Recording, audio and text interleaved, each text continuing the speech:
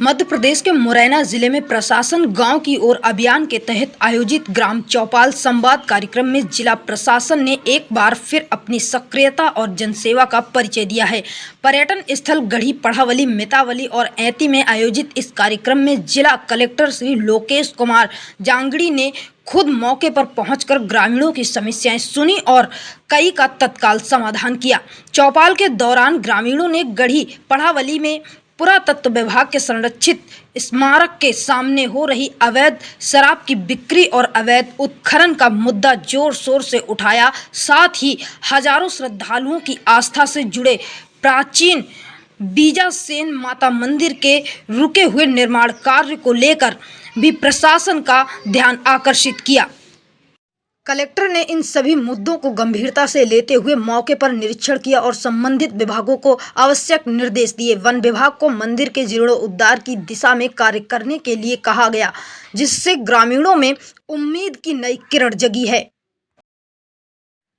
वहीं मितावली ग्राम पंचायत में कलेक्टर और जिला सीईओ धूल भरी आंधी के बीच पैदल चलकर होम स्टेट का निरीक्षण करने पहुंचे। इस दौरान उन्होंने वहां पहुंच मार्ग के लिए 500 मीटर सीसी रोड और नाली निर्माण हेतु 20 लाख रुपए की घोषणा कर दी। इस फैसले से ग्रामीणों में खुशी की लहर दौड़ गई।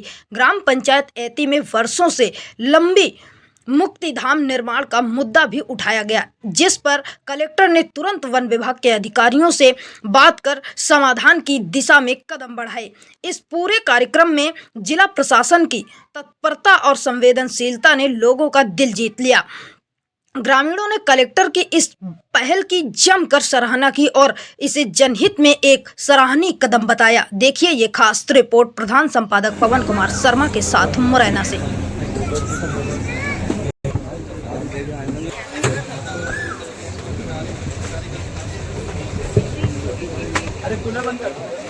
कैसे है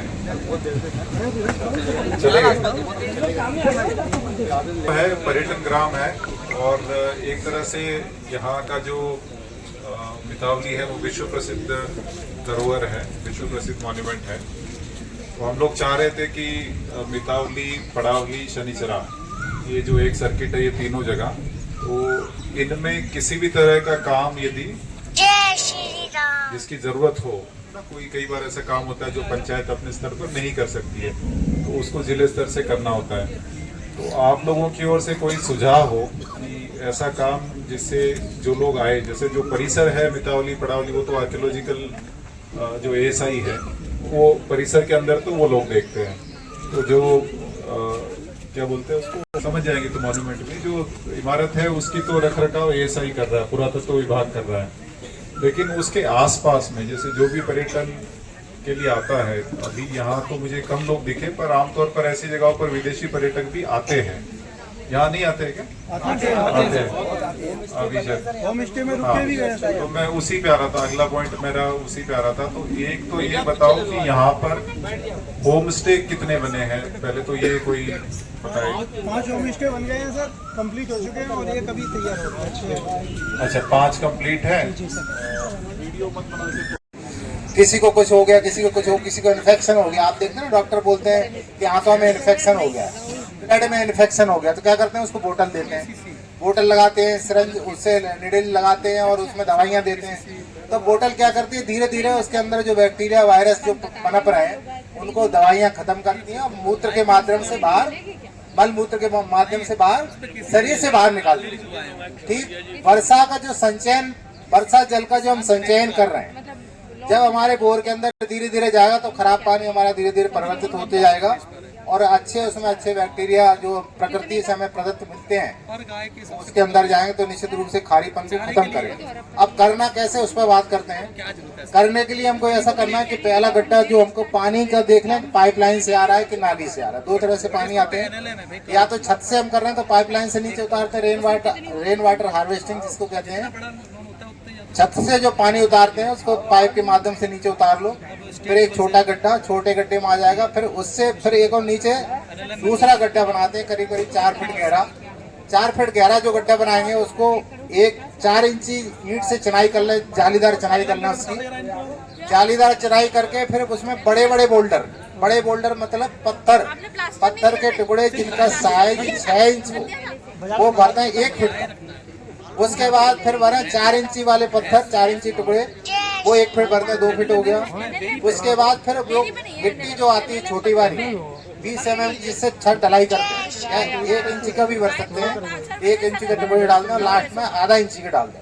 इसमें रेत बिल्कुल नहीं डालना। रेत इसलिए नहीं, जो शहर के अंदर जो लोग काम करते हैं वो रेत भी भर देते हैं, रेत जल्दी फिल्टर करता है, सफाई करते हैं, लेकिन धीरे धीरे पानी उसमें अंदर जाता है। समस्या उसमें ये आती है कि चौक हो जाता है, फिर रेत को बार बार हटाना पड़ता है। तो गांव के परिवेश के लिए सबसे अच्छा कि पत्थर ही पत्थर भरें। सबसे पहले 6 इंची का पत्थर, 4 इंची का पत्थर, फिर 1 इंची का पत्थर, फिर आधा इंची का पत्थर, ये लेयर्स में 1 फीट 1 फीट भरते हैं, 4 फीट भर जाएगा।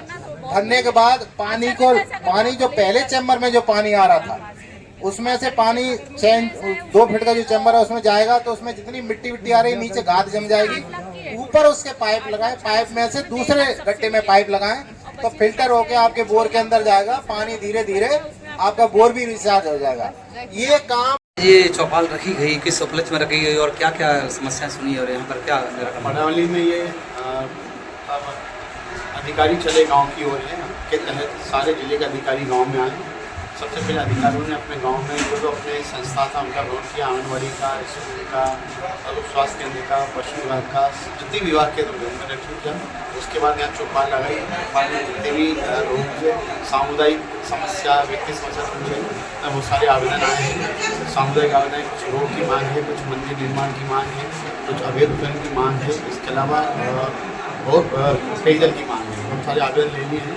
हमने टीम को मौके पर ही भेजा कि मौके पर जाके देखो उसका निराकरण को भेजी थी, उसके बाद निराकरण कर जो कलेक्टर साहब को आवेदन दिया है आपने, किस विषय में दिया और क्या आश्वासन मिला?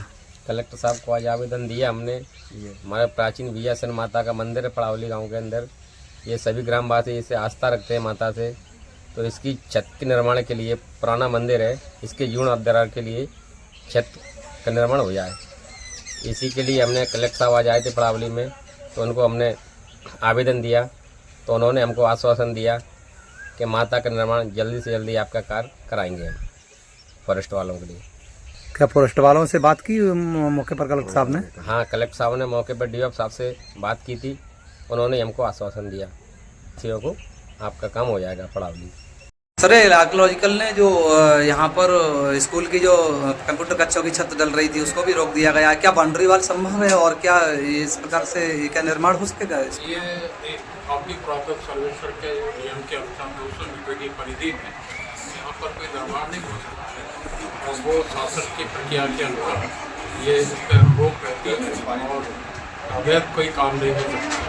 और बाउंड्री की जहाँ तक संबंध है तो यहाँ तार फेंसिंग या जगह की बाउंड्री की जा सकती है, बाकी यदि विभाग परमिशन देता है तो हो सकता है। सर ये अभी जो मुद्दे भी उठे थे कि यहाँ पर मेन मॉन्यूमेंट जो गढ़ी है उसके सामने ही अवैध रूप से शराब बिक्री हो रही है और कई अवैध निर्माण भी, अवैध उत्खनन भी चल रहा है, इस पर क्या?